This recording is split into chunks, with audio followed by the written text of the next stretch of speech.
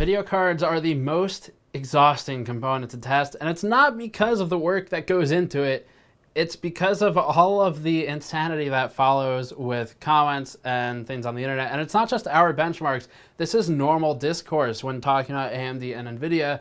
And I think it's time to at least put some ideas out there with regard to how humans can better communicate with one another. So I don't mean for this to be patronizing, but seriously, our platform is not something that I want to be used to bash people and abuse them over which video card for playing video games they would prefer to buy. That's insane. And I mean, just you look at the language used, things like, well, inflammatory things that I won't repeat, to things that are just kind of stupid, like the word NVIDIA or AMD fanboy, things like that. And it's said with such hatred that it blows my mind.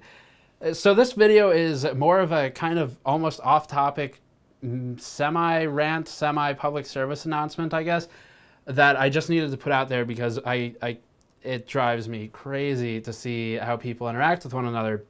And this isn't just talking about how commenters interact with the producers of the content. That's fine. I mean, obviously, we've got our limits too. I don't necessarily like reading some of the hateful comments, but I put myself in that position, so I'm not going to rant about it.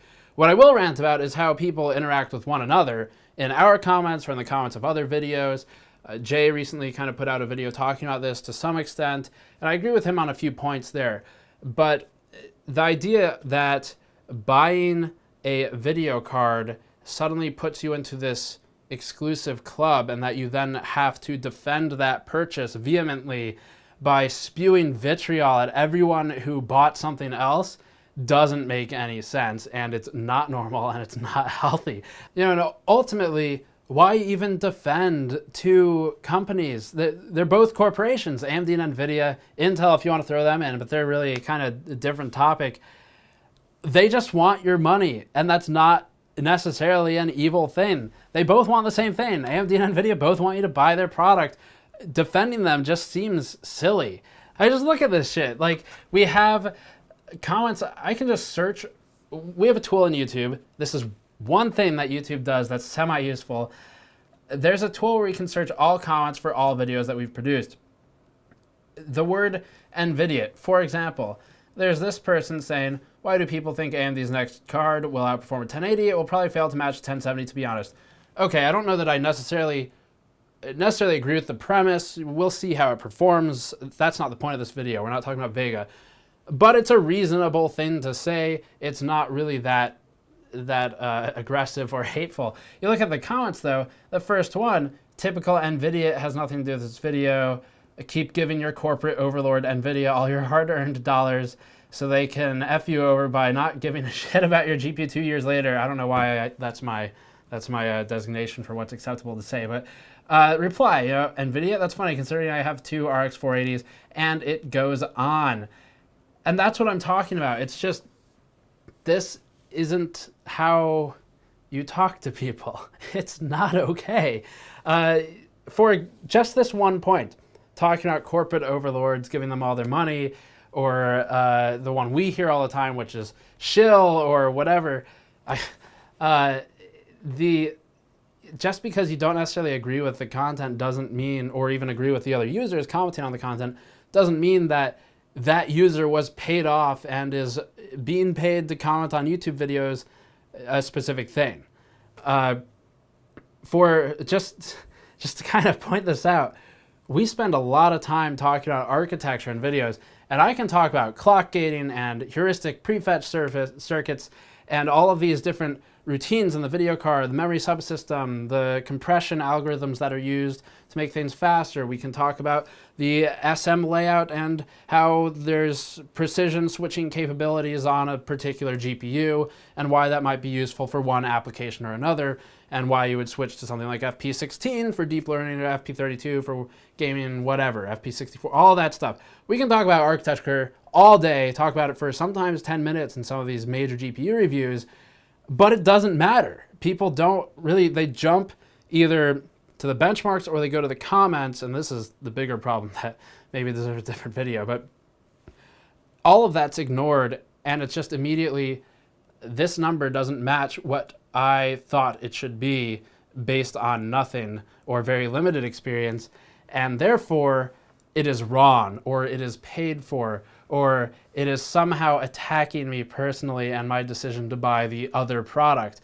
And this isn't just about NVIDIA, but it's about NVIDIA and AMD. It happens on both sides. NVIDIA is just the one I pulled up here because the phrase NVIDIA is kind of so stupid and specific that it's really easy to search for.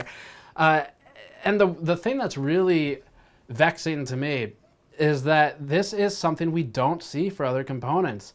It's almost entirely AMD and NVIDIA, and there's a bit of it when talking about CPUs, but it does seem kind of less extreme. But on GPUs, this is way over the top. I could talk all day about this NZXT case. I could talk crap about the rubber puck. People, well, now someone will, but people in the comments would normally not go and then cry about what has been said about the puck and say that I'm a Corsair fanboy or something, or a Fantex fanboy, or a shill for whomever. It doesn't happen with those components. So why does it happen with GPUs? That's what I've been thinking about lately. I'm not sure I have an answer for that. I think some of it is there's only two real GPU vendors, and sure, Intel, whatever, they have their IGP. We all know that doesn't count. It's a fine effort by Intel. It does its tasks, but that's not really what this is about. So why AMD and NVIDIA? Well, I guess they're the only two vendors, and there's so much marketing behind each of them. AMD has got their AMD Red Team Plus, which I guess is kind of like a fan club type of thing, the equivalent of a fan club for a band. NVIDIA has plenty of their own marketing, and I think people just get a little too into it. And I don't know how much of it is as a consumer, you've maybe spent $600 on a video card, so you don't want to feel bad about that money spent. You don't want to feel like you spent it in the wrong place. Maybe that's some of it. But even that, I don't know. I mean, for the most part, the GPUs underlying the card, even if there might be better value from one vendor, and maybe you have some buyer's remorse that you spent $100 more than was necessary or whatever, even though there might be better value somewhere else, it doesn't mean that the one you bought is bad enough to feel assaulted. And if that is the case, it's probably better to direct that in the form of a return or an RMA with the company that you think has so screwed you. And unfortunately, normally, this is not the one that was bought, it's the other one. It's somehow the other company is hurting me, or the buyers of the other company's products are attacking me in my purchases. This obviously isn't everyone. We have a pretty generally great community. It's smaller, I think, which certainly helps a lot. I've noticed that when videos blow up more, they do get a lot more comments that I would like to stay elsewhere on other channels, not ours. We've worked pretty hard to build ours up into a more mature community that's more data-driven. So when the videos blow up a bit, yeah, they get some comments that are kind of dumb. But it's obviously not everyone. It's not the regulars. It's just something that's all over the internet. And this isn't just GN and our channel and our website. You go anywhere on Reddit and the gaming, PC Master Race, Build a PC, any of those subreddits, there's so much of this, and it's bad. I think if you're making an argument to buy one card versus another, then back it up with something. And unfortunately, when people try to do that, it's generally very misguided. So for example, the one we see a lot is, how come when I test this card using who the hell knows what tools and who knows what methodology, it performs better or worse than your results? Well, that's probably why. There's a few reasons, right? First of all, not all cards perform equally. So we test a reference card or an AIB partner card. Those could have a big difference, or they could not. It depends on the game. And then methodology, I think a lot of people don't even realize, if you jump into GTA 5 and you play the game and let's say out in a field near a bunch of grass, I know from testing firsthand, hundreds of hours in this game testing it, I know that if you're in that terrain, you will have a lower frame rate than what we see. Why is that? Well, it's because you're near a bunch of grass. And if you have grass on Ultra, it's going to hammer the card in a way that our testing doesn't necessarily do it. We have a more mixed layout for benchmarking. And that's not to say one is wrong or right, but it's to say that they need to be the same. So this idea that all benchmarks are equal is misguided. And if you're going to try and validate claims, at least read the test methodology sections and understand what's going on, because there's stuff in here that I think people don't even realize could be different, right? It's really basic stuff for us, having done it for 8 going on 9 years now. I've been doing this since 2008. I have pretty good methodology at this point. And there's a lot of stuff you can overlook, and I've done it, and I've had to retest for probably dozens of hours in the past because of something that was overlooked. It's really easy to overlook something. So for example, EIST, is that on or off? It could be behaving differently between your test passes. C states, are they on or off? That's just BIOS level stuff. And then you have Windows stuff with all the different power saving features, with software that could be running in the background doing one thing or another. That's still the easy stuff. Then you get into the benchmarking tools like Fraps or PresentMon or OCAT or DXtory or whatever. Not an FPS. FPS does not equal FPS. It's not a universal metric. It's not like meters or feet or whatever, where we have a defined thing. FPS could be read in a few different ways, and I've talked about this before. But you have things like just on present versus display. Do the people talking and sort of bickering with one another even understand what those things mean or that they exist? And we've explained them in the past, and it's okay to not know that that's something to know about, and that your particular software solution may be different than someone else's, whomever you're arguing with on Reddit or wherever it is. Pulling that as an example because that's where people argue. So there's a lot to take into account. And this is sort of just a tangent off of the rest of it to say that if trying to make an argument using numbers, understand those numbers and where they came from. This is where a lot of the time on videos from other content creators, even our videos, of course, or our articles, or PC Perspectives articles, Tech Reports articles, non-text articles, everywhere, I always see comments that are like, hey, why are your results different from this other website? It doesn't mean that one's wrong necessarily. It just means that, and someone could be wrong, certainly, but normally it means that the testing was different. So they could have used a different variable when they were measuring their frames or frame times. They could have used different software, or they could have just tested in a different part of the game, because that really impacts things. And then there's the whole other question of cards and which ones you use. We can post a chart with reference cards and with aftermarket cards, and if I posted all of them, it would be so long it wouldn't fit in the video.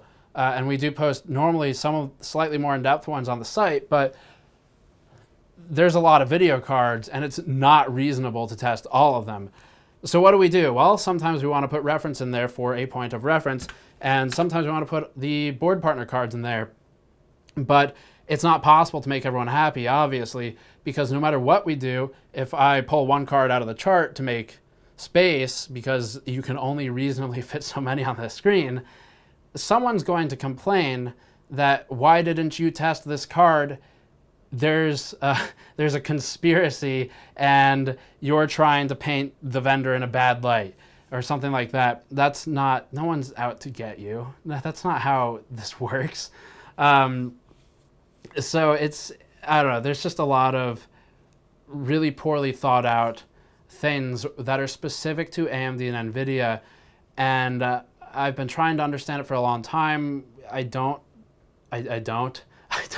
know why it's like that, but I mean, you can look through the comments and it's just stupid. Take that, NVIDIA, and all of this, all these different claims. Let's see, let's find another one like this. So this, not to call out this user, but this is what I was just talking about. How are you getting lower FPS than my 470 at 1080p with a 480 in Doom? What? Well, I mean, we probably tested a different way, most likely, or had different settings. There's a lot of settings, and we define those as best we can. But it's not just stuff that, I mean, this whole thread you know, I interact with the user. I think we kind of resolve things straight away, but that didn't stop the whole. Just all the slime from coming out and arguing with each other over something so petty. Here's an example of a thread that wasn't even related to us. It was just a good comment that makes sense. In my opinion, average frame rate doesn't matter if a game stutters a lot. I would agree with that. That's a good way to start. So we're off to a good start here, but how quickly does it turn for the worse? It devolves into where we've got AMD's current GNC SiC architecture has high latency. It has to do with how it uses async to switch tasks. That affects 0.1% loads a lot. I don't really know where that information came from, but you know, it starts there with maybe someone who kind of thinks they know what they're talking about. Fine, whatever. It wasn't rude. It was just misinformed, or it might have some merit to it, but I don't know that. I don't know that that's really enough depth to make any conclusions like we're being made. And it just devolves into, wait for it, you're still at your NVIDIA shill crap. I see NVTards shills are riled up, lol, no one believes your crap anymore. What is the point of this? More posting by NVIDIA shill. And I don't know. I don't, just because someone is either, it doesn't matter if they're right or wrong, just because they aren't necessarily agreeing with what someone else is saying doesn't mean that they're paid for. And that's not even the worst of it. I mean, just the sort of hatred and stupidity that spawns out of people owning one GPU or another is insane. So I don't really know. I don't have a whole huge point to this other than stop, which is obviously not going to do anything. So why do we make the video? Well, I guess just because I've been looking at these comments for 8 years, and I'm really curious about why is this with NVIDIA and AMD specifically. And if you're a regular viewer, just please don't get sucked into that. Just if you see a comment like that, ignore it.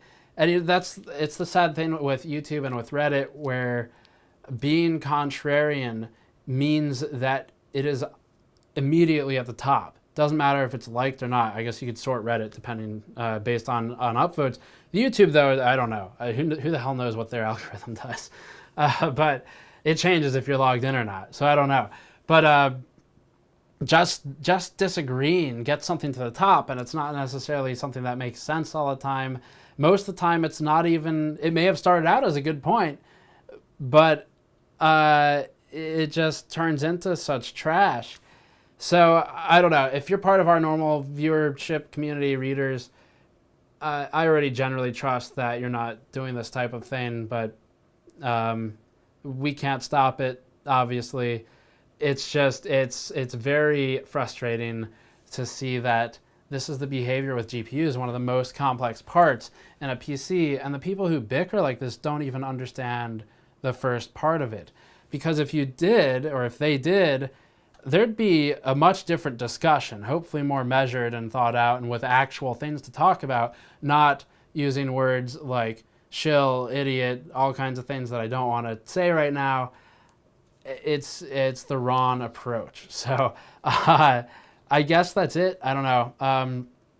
If you want to see more videos that are not like this, you can subscribe to our channel for benchmarks and scroll down to the comment sections, and then you can get more things like this. But it's not too bad on our channel, to be honest. GamersNexus.net for more information for written articles, full depth, all the testing methodology. We have thousands of words on the games that are on the test bench. Feel free to educate yourself on the different graphics settings, on how the architecture interacts with it, things like that. Hopefully without feeling like somehow one GPU vendor or another is out to get you or us or commenters or whatever. But yeah, thanks for watching. I'll see you all next time.